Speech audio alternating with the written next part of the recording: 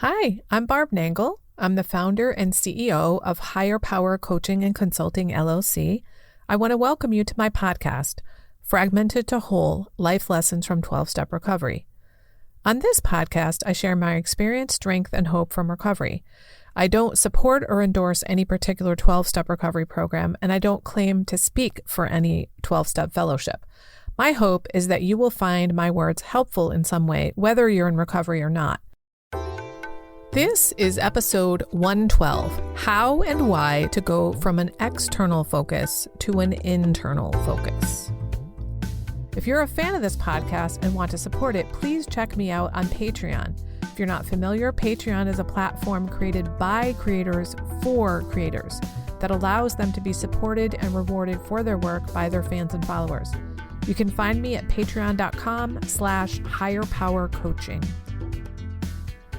Before I get into today's topic, which is about the difference between the attitude, it's all about me, and keeping the focus on yourself and how and why to make that shift, I want to share that I was just sitting here meditating in my office and absolutely delighting in the sound of the birds that are chirping outside my window. And of course, my mind began to wander because that's what minds do. And that's especially what they do when you're trying to meditate. And I thought, that's something people don't know about me, that I delight in the sound of the birds chirping. And then I thought, I guess my listeners don't really know me.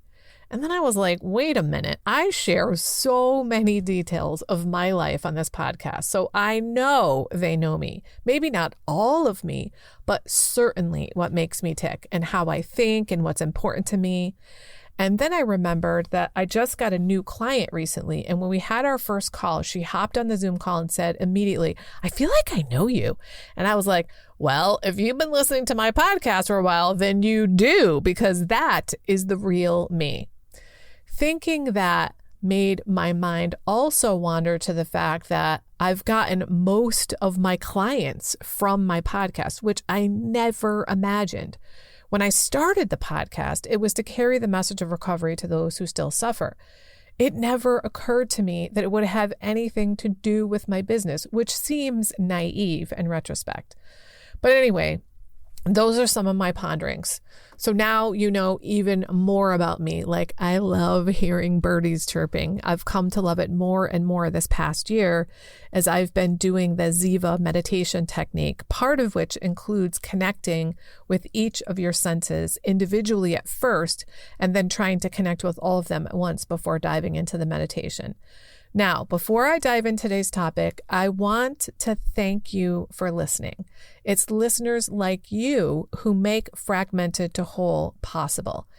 As you may know, I have a 20-plus year nightly gratitude journaling practice, and it's occurred to me recently that I've never said thank you on this podcast.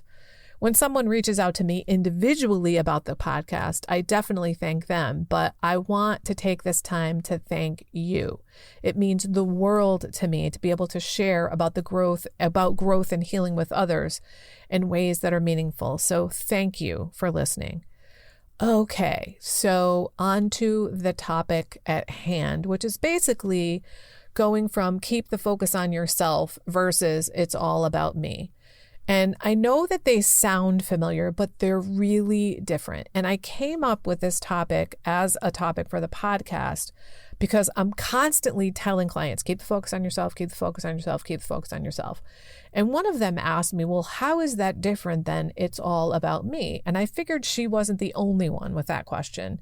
And it was a good topic for a podcast. Since most of us come into recovery with an it's all about me attitude, even if it's subconscious. And a huge part of recovery is learning to keep the focus on yourself. And when you're keeping the focus on yourself, it's about what you're doing or could be doing and what you want and need. It's about being an actor, not a reactor.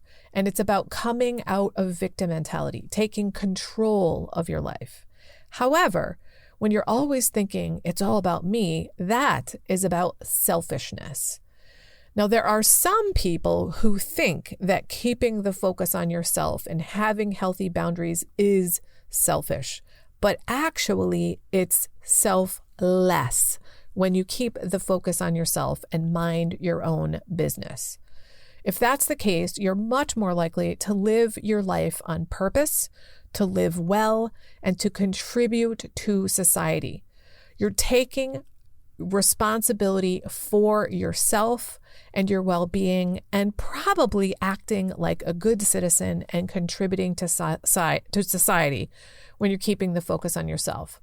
But if you've got the attitude, it's all about me, you're a taker. You're looking to get what you can from others and from society. What can I get? How can I get the most? And you'll be rocking around thinking that people owe you something, that society owes you something. So that's the opposite of keeping the focus on yourself. Now, I have a lot more to say in episode 10, Focus on Me, about keeping the focus on yourself. If you're interested, I talk about the 4 different ways that you can keep the focus on yourself. But when your attitude is, it's all about me, you think everything is about you. You don't understand or don't care that what's happening in the world and the things that people are doing are happening, but they're not necessarily happening to you.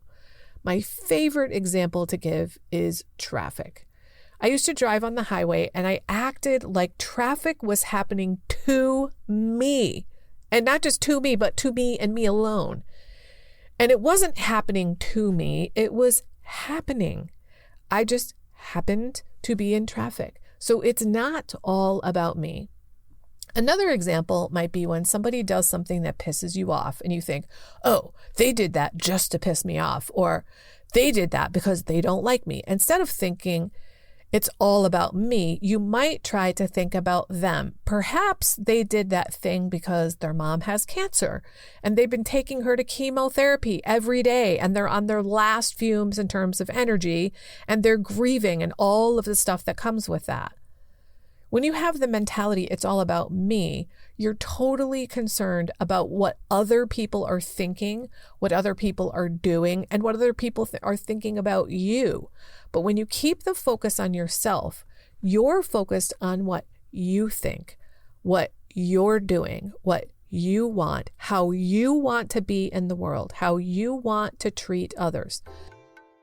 The focus is internal rather than external. And as the Serenity Prayer reminds us, we want the courage to change the things we can and the wisdom to know the difference between those things and the things we cannot change, which, by the way, is the external world. If you're focused externally, you're much less likely to be, you're much more likely to be full of resentment, anxiety, and difficult feelings. So if you're always thinking it's all about me, consider learning to keep the focus on yourself. That's it for today.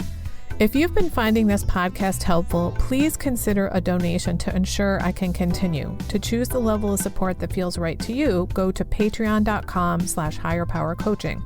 Please also review it on Apple Podcasts, like and subscribe to it on your favorite podcast outlet. I'd really appreciate it, and it helps others to find the podcast. Now, if someone in particular came to mind when you listened to this episode, please share it with them. And don't forget, I'm on Instagram at Higher Power Coaching. I run group and private coaching programs on creating healthy boundaries. And if that sounds like something that would interest you, head on over to barbchat.net, where you can get on my calendar for a free 30-minute Better Boundaries consultation. My ideal client is someone who is ripe for change. If that's you, then go to barbchat.net and get on my calendar. My goal with all of my work is to help you make lasting changes in your life, like I've made deep, lasting changes in my life. Remember, it's never too late to recover.